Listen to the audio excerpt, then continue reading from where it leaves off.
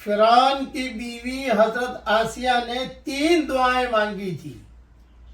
Number 1 پڑھیے میرے ساتھ، رب ابن لی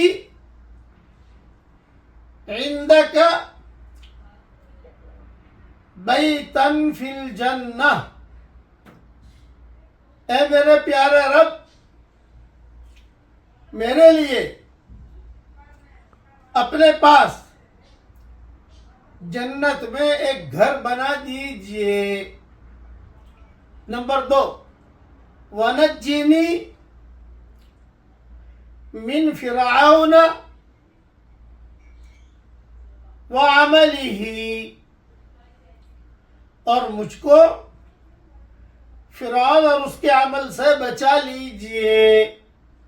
نمبر 3 وَنَجِّنِي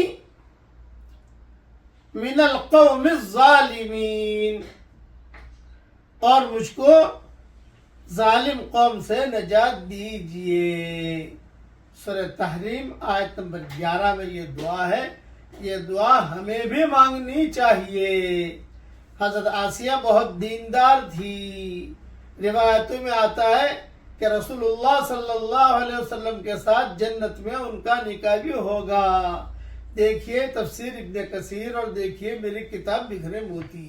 یہ دعا مانگنے کا ہمیں بھی اہتمام کرنا چاہیے تاکہ آج کل کے فرعون، آج کل کے ظالمین سے اللہ ہم سب کی حفاظت فرمائے۔ آمین۔